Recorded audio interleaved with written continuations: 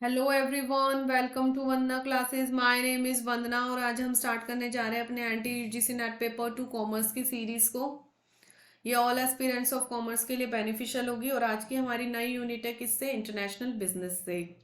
वंदना classes को like करें, share करें, सब्सक्राइब करें, बेल आइकन बटन दबाना ना भूलें, ज़्यादा से ज़्यादा बच्चों को शेयर करें और जिससे सभी बच्चों को हेल्प हो सके। और आज का हमारा टॉपिक है इंटरनेशनल ओरिएंटेशन से। सबसे पहले देखेंगे इंटरनेशनल बिजनेस क्या होता है। जब हम अपने बिजनेस को आगे एक्सपेंड करना चाहते हैं दूसरी कंट्रीज में भी, तो वो क्या कहलाता है? इंटरनेशनल बिजनेस कहलाता है। हमें ईपीआरजी फ्रेमवर्क किसने दिया है? विंड और डगलस ने दिया है। इसके अंदर क्या बताया गया है कि कोई भी जो बिजनेस है, किस लेवल ऑफ कोई भी फर्म जो होती है वो इंटरनेशनल बिजनेस के अंदर कौन से लेवल के अंदर इन्वॉल्व है, इस फ्रेमवर्क के अंदर हमें बताया गया है। ओरिएंटेशन कितने टाइप के होते हैं? 4 टाइप के होते हैं। फर्स्ट कौन सा है? एथनोसेंट्रिज्म। एथनोसेंट्रिज्म रिलेट करता है किससे? होम कंट्री से। होम कंट्री कौन सी कंट्री होती है? जहां पर किसी भी कंपनी का हेडक्वार्टर स्थित होता है। जहां पर किसी भी कंट्री का क्या होता है? हेडक्वार्टर होता है, वो क्या कहलाती है? होम कंट्री कहलाती है। इस अप्रोच के अंदर क्या होता है? सेंट्रलाइज अप्रोच है ये एक तरीके से। यहाँ पर क्या होता है कि किसी भी प्रोडक्ट को डेवलप किया जाता है उस कंट्री के लोगों के अकॉर्डिंग, उस कंट्री के लोगों की डिमांड के अकॉर्डिंग ही देख के प्रोडक्ट को डेवलप किया जाता है। उसे all over the world same product ही आगे एक्सपेंड किया जाता है। इसका एग्जाम्पल है क्या है? जैसे कि निशान। निशान कंपनी जो है उसने जापान के लोगों को ध्यान में रखते हुए अपने प्रोडक्ट को डेवलप किया है और फिर सेम प्रोडक्ट को ही all over the world apply किया है। इसलिए इसको सेंट्रलाइज अप्रोच कहते हैं और ये होम कंट्री के अंदर होती है। इसका एकमात्र उद्देश्य क्या है? एक मेन मोटिव है इसका क्या? कि अपने डोमेस्टिक प्रोडक्ट को आगे एक्सपेंड करना डोमेस्टिक लेवल में ही। ठीक है, अपने ही प्रोडक्ट को इसने क्या माना है कि मेरा प्रोडक्ट ही सुपीरियर है, मेरे जो डोमेस्टिक लेवल का प्रोडक्ट है वो ही सुपीरियर है, वो ही स्टैंडर्डाइज्ड है, उसी सेम प्रोडक्ट को all over the world apply किया जाएगा। और हमारी सेकंड अप्रोच क्या है? और इसका एक और एग्जांपल है कौन सा? हल्दीराम। हल्दीराम ने इंडियन लोगों के अकॉर्डिंग ही प्रोडक्ट को डेवलप किया है और all over the world same product Indian लोगों के अकॉर्डिंग ही आगे क्या किया है? अप्लाई किया है, एक्सपैंड किया है। और हमारा सेकंड ओरिएंटेशन क्या है? पॉलीसेंट्रिज्म। पॉलीसेंट्रिज्म क्या होता है? ये होस्ट कंट्री से रिलेटेड होता है। होस्ट कंट्री हमारी कौन सी कंट्री होती है? होस्ट कंट्री हमारी वो कंट्री होती है जहां पर किसी भी कंपनी की सब्सिडरीज अवेलेबल होती हैं। किसी भी कंट्री की सब्सिडरीज होती हैं उसको हम क्या बोलते हैं? पॉलीसेंट्रिज्म बोलते हैं। होस्ट कंट्री हमारी सब्सिडरीज जहां पर अवेलेबल होती हैं वो होती हैं। यहाँ पर क्या बोला गया है कि डिफरेंट डिफरेंट कंट्री के अकॉर्डिंग ही, डिफरेंट डिफरेंट लोगों के अकॉर्डिंग ही हम अपने प्रोडक्ट को डेवलप करेंगे, अकॉर्डिंग टू कंट्री ही और अकॉर्डिंग टू डिमांड ही लोगों की इस प्रोडक्ट को डेवलप किया जाएगा। इसका बेस्ट एग्जांपल कौन सा है? मैकडी। मैकडी ने क्या किया है? इंडियन लोगों को ध्यान में रखते हुए मैक आलू टिक्की बर्गर का क्या किया गया है? डेवलप किया गया है। इसने लोगों के लोगों कंट्री के अकॉर्डिंग ही और लोगों के अकॉर्डिंग ही अपने प्रोडक्ट को अलग अलग किया गया है और डेवलप किया गया है। ठीक है, ये एक डिसेंट्रलाइज अप्रोच होती है। थर्ड हमारा ओरिएंटेशन क्या है? Regio centrism, regional orientation. ये अकॉर्डिंग टू रीजनल इस यहाँ पर प्रोडक्ट को क्या किया जाता है? डेवलप किया जाता है।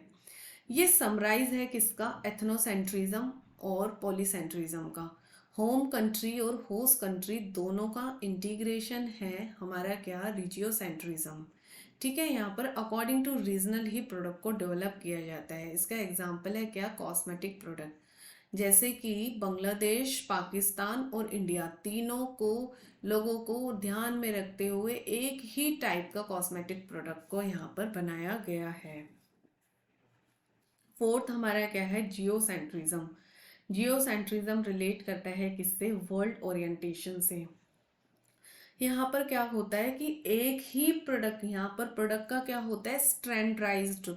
स्टैंडर्डाइज किया जाता है एक ही प्रोडक्ट को, कि ये यहाँ बोला गया है कि जो एक ही टाइप का प्रोडक्ट है वो ही उसी की सिमिलैरिटीज को ध्यान में रखते हुए all over the world same product को ही अप्लाई किया गया है। जहाँ उस जिस भी प्रोडक्ट के अच्छाइयाँ हैं, जो भी उसकी सिमिलैरिटीज हैं, उस सब चीज को स्टैंडर्डाइज करके ही इसको all over the world same product को ही क्या किया गया है, एक्सपेंड किया गया है। जैसे कि इसका एग्जांपल है क्या, कोका कोला। कोका कोला को as it is all over the world same packing, same taste और मोस्टली कंट्रीज में सेम एडवर्टीजमेंट को ही क्या किया गया है, अप्लाई किया गया है। ये एक सेंट्रलाइज, ये एक कौन सी अप्रोच होती है, ये जियोसेंट्रिज्म जो होती है वो हमारी ना तो सेंट्रलाइज अप्रोच होती है ना ही डिसेंट्रलाइज अप्रोच होती है, ये स्टैंडर्डाइज अप्रोच है। यहाँ स्टैंडर्डाइज किया जाता है एक ही प्रोडक्ट को पूरे ऑल ओवर द वर्ल्ड। हम तीन चारों के डिफरेंस के अकॉर्डिंग ही इस चार्ट के अकॉर्डिंग ही इन चारों को जानने की कोशिश करेंगे। एथनोसेंट्रिज्म क्या होता है, पॉलीसेंट्रिज्म क्या होता है, रिजियोसेंट्रिज्म क्या होता है और जियोसेंट्रिज्म क्या होता है। सबसे पहले देखेंगे कि जो एथनोसेंट्रिज्म होता है वो क्या है, होम कंट्री के लिए होता है, और पॉलीसेंट्रिज्म हमारा होस्ट कंट्री के लिए होता है, और रिजियोसेंट्रिज्म जो होता है वो हमारा रीजनल के लिए होता है, और जियोसेंट्रिज्म हमारा ग्लोबल में होता है। सबसे एथनोसेंट्रिज्म में देखेंगे कि डोमेस्टिक प्रोडक्ट को इसमें क्या बोला जाता है, सुपीरियर बोला जाता है, और फोकस जो है उसकी similarities between the home and the foreign market. और किस पे ध्यान दिया जाता है कि इसके अंदर बोला है जो भी सिमिलैरिटीज होती है हमारे डोमेस्टिक प्रोडक्ट में उसे all over the world same ही क्या किया जाएगा, आगे एक्सपेंड किया जाएगा, और इसमें अपने डोमेस्टिक प्रोडक्ट को ही सुपीरियर माना जाता है। पॉलीसेंट्रिज्म में क्या होता है, each national market is distinctive. इसमें बोला है हर एक मार्केट का और हर एक नेशनल का अपने अलग मार्केट लेवल होता है। Focus on the differences between the home and foreign markets. इसमें फोकस किया जाता है किस पे, होम पे, और साथ ही साथ किसके, फॉरेन मार्केट के डिफरेंसेस पे। ठीक है ना। रीजियोसेंट्रिज्म में क्या, रीजियोसेंट्रिज्म में क्या है, market can be differentiated and delineated on the basis of common regional characteristics। Regiocentric के अंदर डिफरेंट डिफरेंट लेवल के लोगों को देखकर, रीजन के लोगों को देखकर, डिफरेंट डिफरेंट रीजनल के करेक्टरिस्टिक को देखकर अपने मार्केट को क्या किया गया है, आगे डेवलप किया गया है। दूसरा फोर्थ क्या है हमारा, जियोसेंट्रिज्म। जियोसेंट्रिज्म क्या है, the entire world is a single market that can be effectively tapped by a standardise market strategy. सबसे पहले क्या बोला गया कि यहाँ पर सिंगल मार्केट को ही हो all over the world apply करने की कोशिश की गई है, कि अपने एक प्रोडक्ट को ही स्टैंडर्डाइज करके all over the world same, पूरे एंटायर वर्ल्ड में सेम प्रोडक्ट ही यूज किया जाएगा। एथनोसेंट्रिज्म के अंदर सबसे पहले क्या है, मार्केटिंग में एक्सटेंशन ऑफ डोमेस्टिक। इसमें सबसे ज़्यादा किस पे ध्यान दिया जाता है कि अपने डोमेस्टिक स्ट्रेटजी को ही क्या किया जाए, आगे एक्सटेंड किया जाए, rather than the profit, rather than the foreign market. ठीक है ना, डोमेस्टिक स्ट्रेटजी को ही आगे एक्सपेंड करें, फॉरेन मार्केट पे ज़्यादा ध्यान नहीं दिया जाता इस पे। पॉलीसेंट्रिज्म में क्या होता है, लोकलाइजेशन पे, हर एक कंट्री का अपना अलग डिफरेंट क्या है, यूज़ करने का डिमांड है, प्रोडक्ट है, तो इसलिए उसमें लोकलाइजेशन पे ज़्यादा ध्यान दिया गया है। रिजियोसेंट्रिज्म जो है वो ट्रेड ऑफ है किसके बीच में, लोकलाइजेशन एंड स्टैंडर्डाइजेशन। ठीक है ना, ये दोनों का, एथनोसेंट्रिज्म और पॉलीसेंट्रिज्म का क्या था, समराइज था। फिर फोर्थ क्या है हमारा, जियोसेंट्रिज्म। जियोसेंट्रिज्म हमारा किस पे है, ग्लोबल सेंट्रलाइजेशन। इसमें ग्लोबल पे ध्यान दिया जाता है, पूरा एंटायर ऑफ द वर्ल्ड एक ही प्रोडक्ट को चलाया जाता है। फिर उसके बाद देखेंगे मेरिट्स क्या हैं। एथनोसेंट्रिज्म के मेरिट्स क्या है, no cost and efforts of localisation. इसमें किसी भी टाइप की कॉस्ट की या एफर्ट्स की ज़रूरत नहीं पड़ती लोकलाइजेशन में। पॉलीसेंट्रिज्म में मेरिट क्या है, adoption to the market characteristic which help better exploitation of the market potential. अपने मार्केट को और आगे एक्सप्लॉइट करने के लिए, आगे एक्सपैंड करने के लिए इसमें अलग अलग करेक्टरिस्टिक को क्या करना पड़ता है, मार्केट को अडेप्ट करना पड़ता है।